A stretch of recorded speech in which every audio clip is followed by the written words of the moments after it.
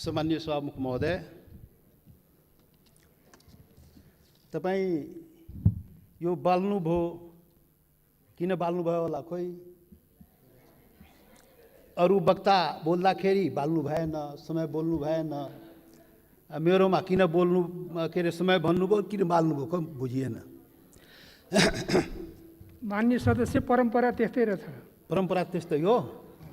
ए, भेदभाव गर्ने परम्परा कायमै राख्ने, ल त्यो पनि ठिकै हो। सभामुख महोदय, सभामुख महोदय, यो देशमा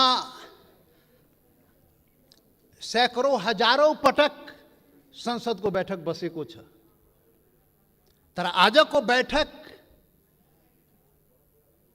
सारा नेपाली जनता, सम्पूर्ण सबै नेपाली जनता टकटकी लगाएर यो संसदप्रति हेरिरहेको छ। सारा नेपाली जनता, जनताको प्रतिनिधि, यो जुन संसदमा हामी राजनीतिक दलको रूपमा उपस्थित भएका छौं, जनताको प्रतिनिधि तो राजनीतिक दलले आज यो ऐतिहासिक दिनमा के भन्दैछ, के गर्दैछ, त्यो चाहिँ सबै सम्पूर्ण नेपाली जनताको जिज्ञासा र ध्यान चाहिँ आजको संसदको बैठकमा छ। सभामुख महोदय, त्यसैले यहाँ सञ्चार माध्यम पनि आजको बैठक ऐतिहासिक बैठक भनिरहेको थियो र वास्तवमा भन्यो भने आजको बैठकमा वास्तवमा ऐतिहासिक बैठक नै हो। सभामुख महोदय, त्यसैले ऐतिहासिक बैठकको दिन अब के बत्ती बाल्ने, के समय निर्धारण गर्ने, बोल्ने मनमा भएको कुरा बोल्न दिनुपर्छ। सभामुख महोदय, सभामुख महोदय, आजको सामान्य यो प्रस्ताव होइन। सभामुख महोदय, यो देशको भूमिको सवाल हो। देशको भूमि आफ्नो नेपालको नक्सामा राख्ने सवाल हो, त्यो प्रस्ताव आएको छ आज। यो सामान्य प्रस्ताव होइन। सभामुख महोदय, सम्पूर्ण नेपाली जनताको ढुकढुकी त्यहाँ रहेको छ। सभामुख महोदय, भावना चाहिँ रहेको छ त्यहाँ। त्यो सम्बन्धमा बोल्दाखेरि जनताको प्रतिनिधिले आफ्नो कुरा राख्न सक्नुपर्छ। त्यसैले आज प्रतिबन्ध नलागियो। सभामुख महोदय, सभामुख महोदय, यहाँ आजको जुन सवाल हो, जुन प्रस्ताव हो, तो राष्ट्रियतासँग पनि जोडिएको सवाल हो, सम्पूर्ण नेपालीको भावनासँग पनि जोडिएको सवाल हो, देशको के भन्छ सार्वभौमिकता, देशको अखण्डतासँग पनि जोडिएको सवाल हो। र त्यही सवालको रूपमा आज यो चाहिँ नेपालको नक्सामा त्यो चाहिँ त्यो कालापानी, लिपु लेक र लिम्पुवाधुरा लगायतका त्यो भूभाग नेपालको नक्सामा राख्ने प्रस्ताव यो संसदबाट स्वीकृत गराउन आइएको प्रस्ताव हो। सभामुख महोदय, त्यसैले आजको प्रस्ताव बडा महत्त्वपूर्ण प्रस्ताव हो नेपाली जनताको लागि। सभामुख महोदय,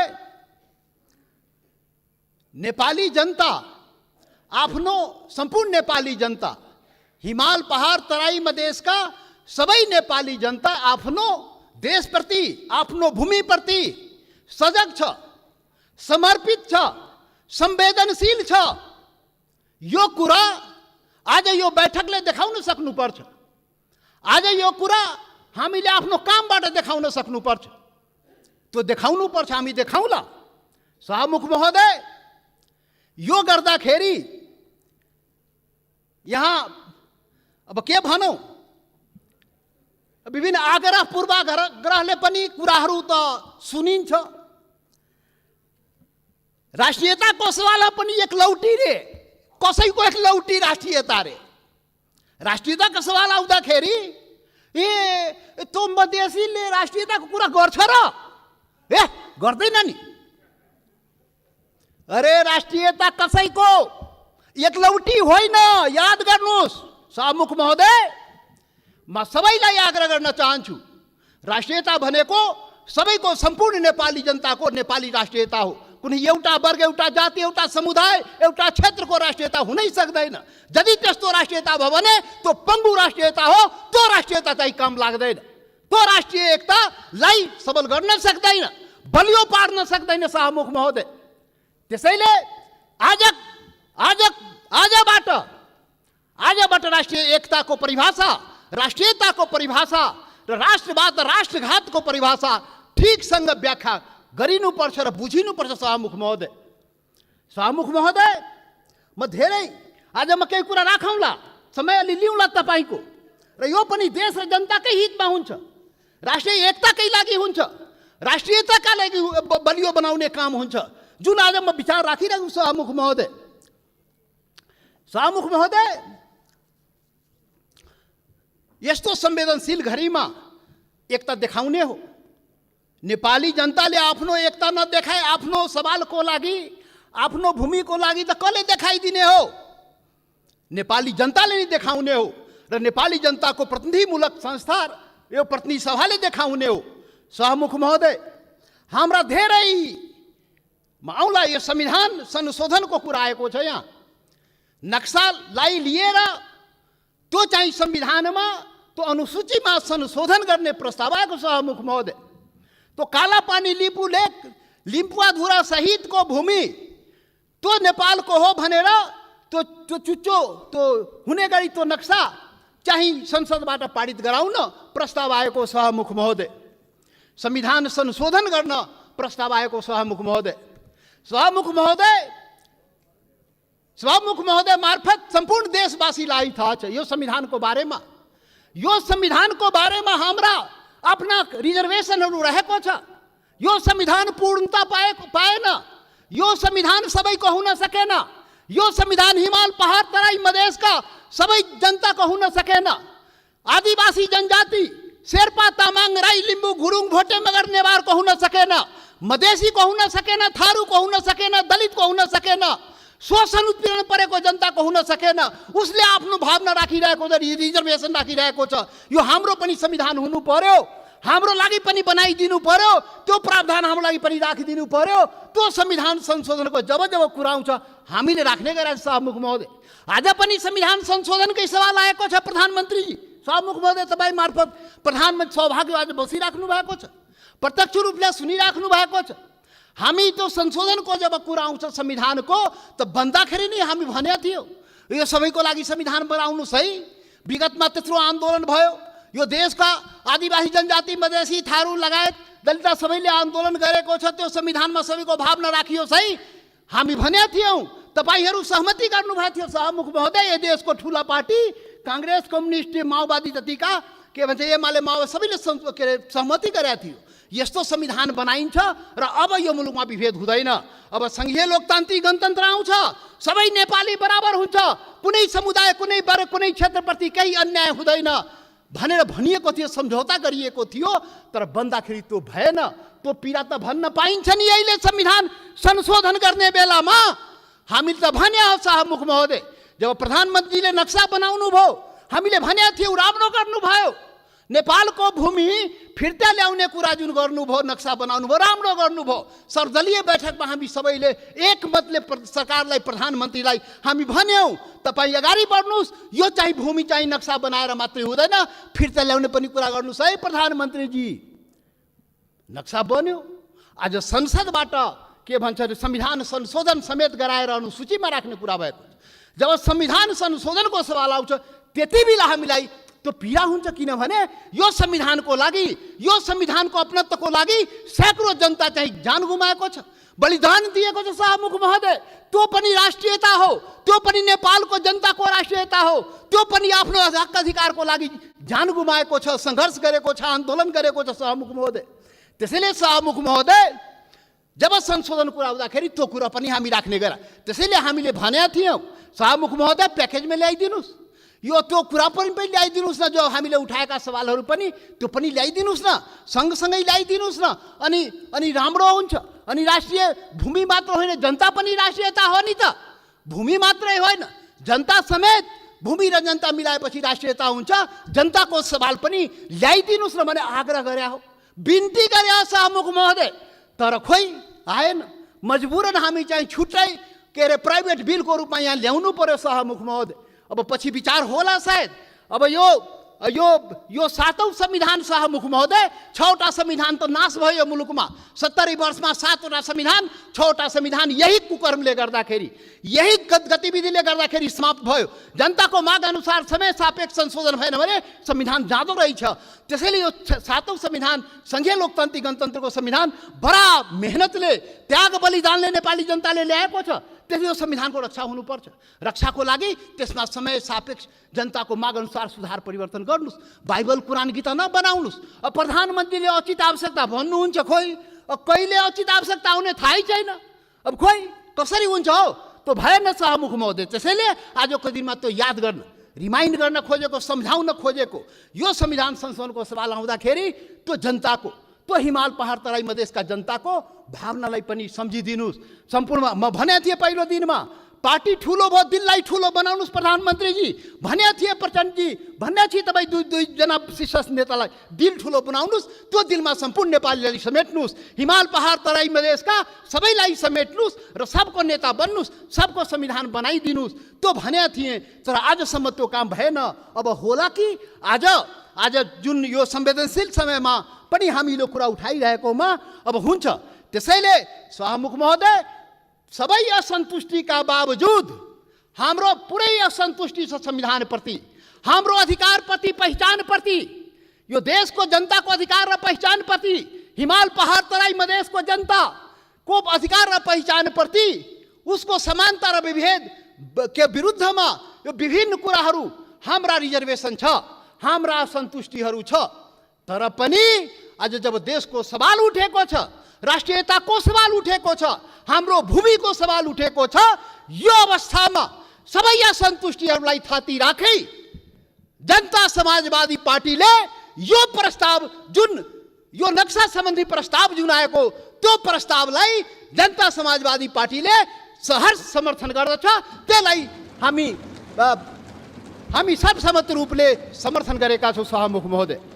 याद रहोस्, हाम्रा असन्तुष्टि हिमाल पहाड तराई मधेसका जनता, तो शेर्पा तामाङ राई लिम्बू गुरुङ भोटे मगर नेवार थारू मधेसी दलित, त्यो जनताको भावनालाई बुझिदिनुहोस्। यसरी देश चल्दैन त्यति मात्रै भन्ने हो सभामुख महोदय। यसरी देश नचलाउनुहोस्, यो सबैको देश हो। राष्ट्रियता भनेको सम्पूर्ण नेपालीको जनताको मनमा आफ्नो देशप्रति भावना छ र त्यही भावनाको यहाँ प्रतिबिम्बित यहाँ भएको छ। जति असन्तुष्टि भए पनि जब देशको सवाल आउँछ हामी एकजुट भएर उभिन्छौँ। आज हाम्रो बारेमा त अनुहार हेर्ने बित्तिकै मधेसी, यो त राष्ट्रघाती नै होला, यो त मधेसी, यो त विदेशी नै होला, यो त भारतीय नै हो भनेर कुण्ठाबाट भरिएका नस्लीय चिन्तन बोकेकाहरू आजदेखि त्यो हटाइदिऊ। नेपाली सीमाको रक्षा प्रत्येक मधेसी सेना भएर सीमाको रक्षा गरेको छ सभामुख महोदय। नेपालको सेना त्यहाँ बस्नु पर्दैन।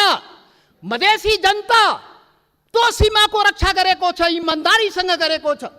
तपाईँ विभेद गरे पनि, तपाईँ अन्याय गरे पनि, सरकारले विभिन्न प्रकारले उसलाई पीडा पुर्याए पनि आफ्नो सीमाको रक्षाको लागि लडेको छ, मरेको छ। त्यसैले सभामुख महोदय, अब यो जनता समाजवादी पार्टी, अब भर्खर हामी एकता प्रक्रियामा पुरा पनि भएको छ, निर्वाचन आयोगमा गएको छ। एक भइसकेर यो वैकल्पिक शक्ति निर्माणको लागि, राष्ट्रिय शक्ति निर्माणको लागि हामी प्रक्रियामा अगाडि बढिसक्यौँ सभामुख महोदय। अब अन्तमा सभामुख महोदय, अब तपाईँ लाइन त नकाट्नु होला, अब अन्तमा आइसके।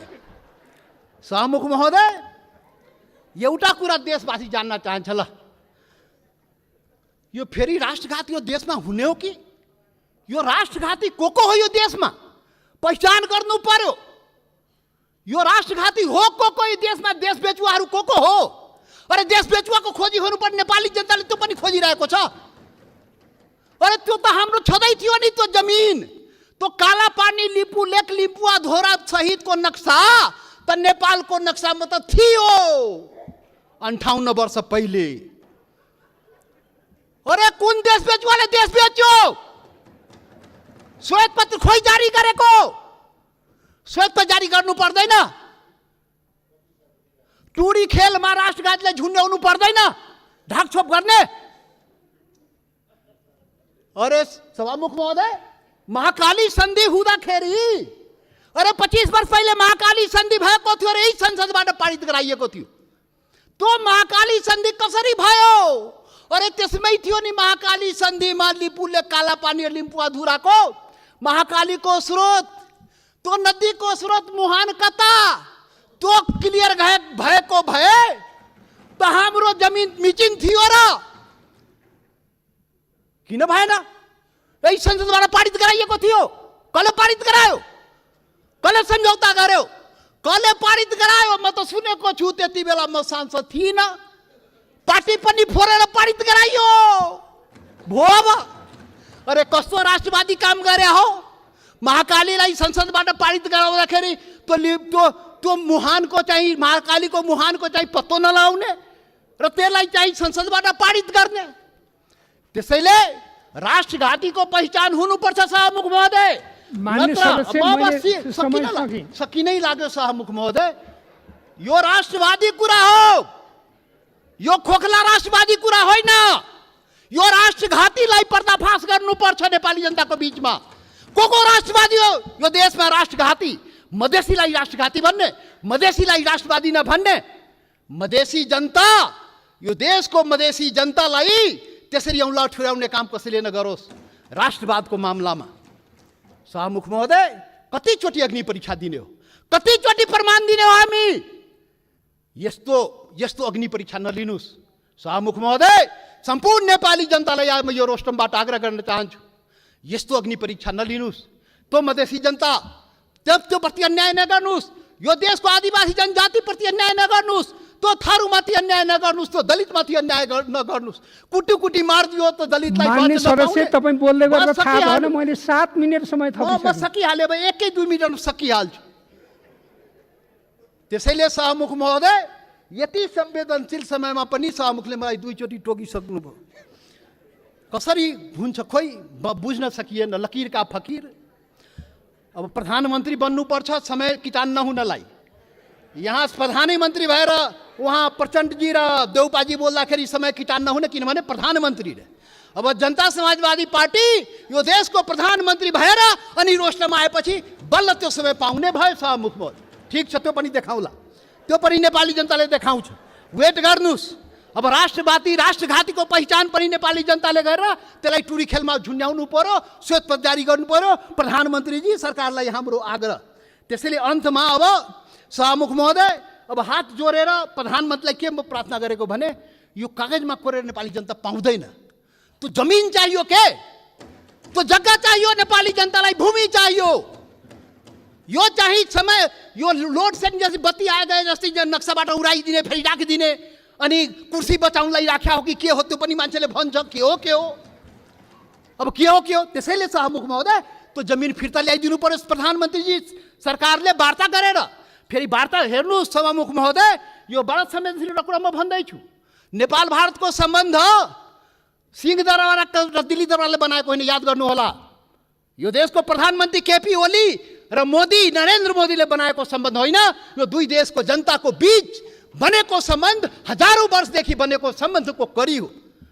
त्यो हर प्रकारको सम्बन्ध जनताको बीचमा छ, खुला सीमा छ।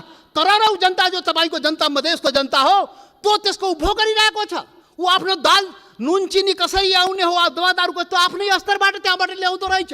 नेपाल सरकारलाई थाहा नभए, मतलब नभए पनि चलिरहेको छ। त्यो सम्बन्ध हो, विशेष सम्बन्ध हो।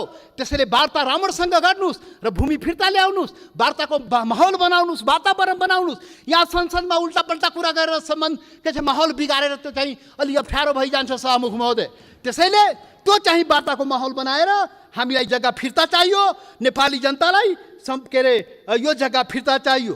त्यसैले अब जनताले के भन्छ भने, यो कोरोनाको अवसरमा जनताको जीवन रक्षा नगर्ने सरकारले हाम्रो भूमिको रक्षा गरिदिन्छ भने जनताले भनिरहेको छ।